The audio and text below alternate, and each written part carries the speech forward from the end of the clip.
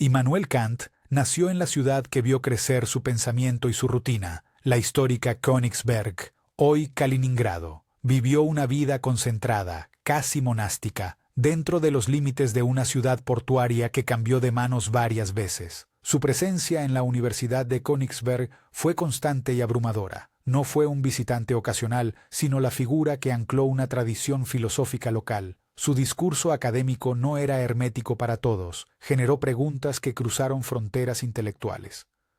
La ciudad y la universidad se alimentaron mutuamente. La rutina del profesor se volvió noticia, y la ciudad se volvió escenario de una disciplina mental que hoy seguimos intentando descifrar. Esa constancia creó una especie de cátedra eterna que pesa en la historia de la filosofía. Kant estudiaba, enseñaba y caminaba con una precisión que burlaba al azar. Sus clases en la cátedra de lógica y metafísica no eran meras conferencias. Se convirtieron en rituales que marcaban el tiempo intelectual de Königsberg. Contaban contemporáneos que su horario era tan fijo que los relojes de la ciudad se regulaban según su paseo diario. Esa puntualidad no fue un capricho. Era una estrategia para dominar la distracción y enfocarse en preguntas claves sobre conocimiento, ética y estética. El efecto sobre sus alumnos fue inmediato. Algunos encontraron en su disciplina una forma de pensar rigurosa, otros se sintieron desafiados por la severidad. Esa paradoja alimentó la fama de la universidad y la convirtió en imán de mentes curiosas. La Universidad de Königsberg, llamada a veces el Albertina, fue en aquel entonces un semillero donde la pedagogía tradicional se cruzó con innovaciones conceptuales. Kant no inventó la universidad, pero la transformó desde dentro, con clases que mezclaban exégesis de textos y ejercicios mentales. Los estudiantes asistían a lecciones que parecían laboratorios de pensamiento. Se les exigía claridad y precisión. Entre pupitres y manuscritos se gestaron debates que luego influirían en corrientes filosóficas enteras. No era raro que un seminario se prolongara en tertulias callejeras hasta la noche, y que el ecosistema académico de la ciudad produjera respuestas que se leían en París y en Londres. Esa red invisible extendió el alcance de una cátedra que, sin moverse, cambió el panorama intelectual europeo. Kant mantuvo una vida tan localizada que su geografía personal se convirtió en parte de su método. Sus viajes fueron escasos y cortos. La mayoría de sus investigaciones surgieron y se desarrollaron dentro de la órbita de Königsberg. Esa inmovilidad aparente no fue limitación, sino terreno fértil. Al observar repetidamente los mismos paisajes sociales, Kant afiló su capacidad para detectar estructuras profundas en la experiencia humana. Desde su escritorio, la vida de la ciudad se transformaba en materia prima filosófica. Esa relación íntima entre lugar y pensamiento plantea una pregunta provocadora. ¿Cuánto de nuestras teorías deriva del entorno que elegimos para vivir y enseñar? En el caso de Kant, la respuesta parece inclinarse hacia una dependencia radical. La rutina de Kant era famosa hasta en anécdotas pintorescas. Su paseo vespertino marcaba la hora del té y del pensamiento. Hay relatos que cuentan cómo los vecinos ajustaban sus relojes a su paso y cómo algunos transeúntes esperaban verle aparecer como a un faro fijo. Esa leyenda sobre puntualidad refleja algo más profundo. La disciplina intelectual puede convertirse en una fuerza social visible. No era solo una costumbre personal, era una señal pública de que la teoría necesita tiempo sostenido. Mientras la ciudad cambiaba, la figura de Kant mantenía una inercia que cohesionaba a estudiantes y colegas, e incluso a comerciantes que encontraban en su constancia una referencia diaria. Esa imagen se volvió parte del patrimonio urbano. En la cátedra, Kant abordó temas que hoy se enseñan en todos los programas: teoría del conocimiento, moral y estética. Sus clases no fueron meras repeticiones de textos. Introdujo problemas que obligaban a reformular lo dado, forjó vocabulario propio y ofreció ejercicios mentales que hoy parecen esencias de la filosofía moderna. Entre pupitres, modelos y preguntas, sus alumnos aprendieron a distinguir lo que se puede conocer de lo que se debe suponer. Esta pedagogía influyó en generaciones posteriores que nacieron en otras ciudades, pero que conservaron la huella kantiana. La universidad actuó como un multiplicador. Una sola cátedra desplegó efectos que atravesaron corrientes filosóficas durante décadas. Kant publicó obras que cambiaron el mapa intelectual, incluida la Crítica de la razón pura, que apareció en 1781, y que redefinió cómo se entiende el conocimiento. Incluso con títulos densos, su impacto no quedó confinado a salones académicos. Su lenguaje abrió caminos para pensar la autonomía moral y las condiciones de la experiencia. La universidad proporcionó el entorno estable para que esas obras se gestaran.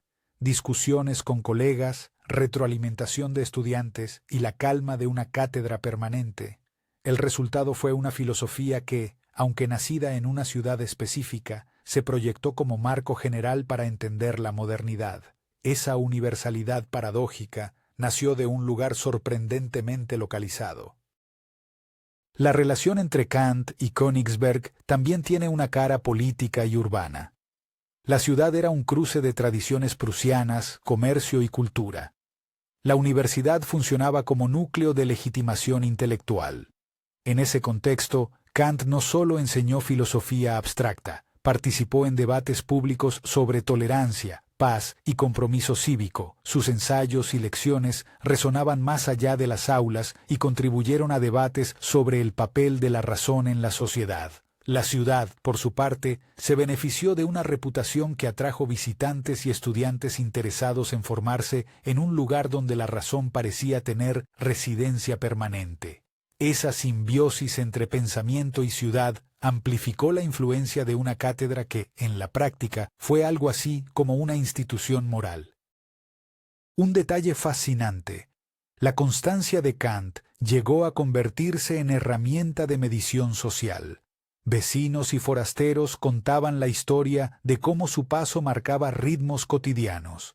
Esa fama de puntualidad creó una mitología que sobrevivió a la propia ciudad imperial. Cuando después la geografía política cambió y Königsberg se convirtió en Kaliningrado, esas historias viajaron con la memoria cultural. La universidad resistió transformaciones, sobrevivió guerras y cambios de régimen, y aún así la figura kantiana permaneció como símbolo. Esa persistencia plantea una cuestión inquietante. ¿Qué pesa más, la idea o el lugar que la cobija? En este caso se diría que ambos se retroalimentaron hasta volverse inseparables. La cátedra de Kant fue también un laboratorio de discípulos y críticos. De sus aulas emergieron pensadores que tomaron su legado para reformularlo, criticarlo o ampliarlo. Esa dinámica es clave para entender cómo una universidad puede producir efectos que trascienden una vida. La tensión entre continuidad y ruptura permitió que la filosofía kantiana fuese actuada como plataforma y no como dogma. Algunos alumnos aceptaron su metodología, otros la transformaron radicalmente, y así se tejió una red intelectual que se prolongó por toda Europa. La ciudad de Königsberg actuó como escenario de ese teatro intelectual, y la universidad como la maquinaria que mantenía las luces encendidas noche tras noche. Entre curiosidades históricas hay una que sorprende por su modernidad. Kant aplicaba una especie de autoexamen constante sobre sus hábitos de trabajo. Registraba sus esfuerzos, revisaba sus ideas y mantenía una disciplina editorial que hoy se parecería a un método de productividad. Esa práctica íntima se combinó con la estructura académica de la universidad para producir obras metódicas y pulcras. No fue azar que su producción tuviera rigor. Fue un diseño de vida que la ciudad facilitó. Esa conjunción entre método personal y soporte institucional ofrece una lección actual. La constancia cotidiana, sostenida por un espacio estable, multiplica la capacidad creativa y crítica de cualquier pensador. La historia de la cátedra eterna de Kant también pregunta por el costo y el beneficio de la inmovilidad. Permanecer en un mismo lugar aseguró profundidad y continuidad, pero pudo limitar encuentros con otras tradiciones vivas fuera de Königsberg. Aún así, su pensamiento se difundió gracias a libros, cartas y a una red de estudiantes que viajarían después.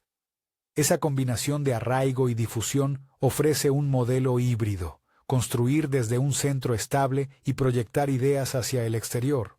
Visto hoy, es una estrategia que muchas instituciones culturales siguen replicando: crear un núcleo fuerte que genere discursos capaces de viajar sin perder coherencia. Pensar la influencia de Kant en la universidad implica reconocer la paradoja de lo local y lo universal.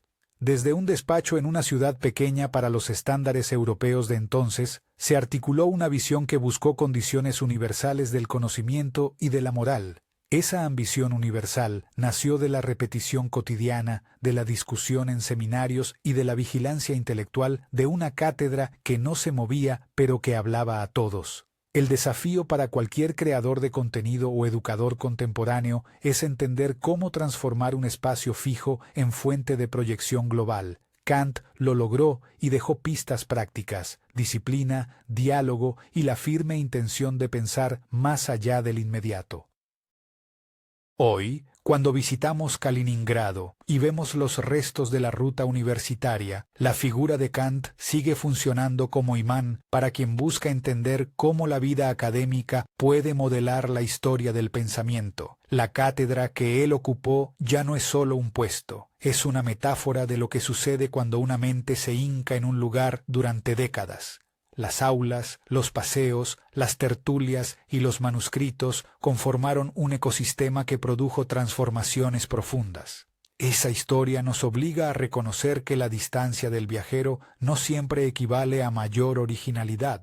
A veces, quedarse y trabajar con paciencia en el mismo sitio puede generar cambios que atraviesan siglos y continentes.